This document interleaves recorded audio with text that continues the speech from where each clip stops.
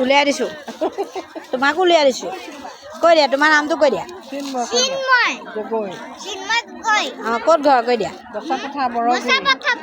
তুমি কেলৈ আহিলা আজি কেনেকুৱা পাইছা এতিয়া থাকি অঁ বহি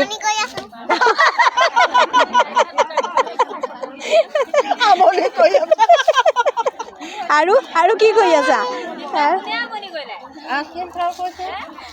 এইগৰাকী হেৰিয়া তোমাৰ লগৰগৰাকী আমনি নাই কোৱা কথাত বহুত চহকী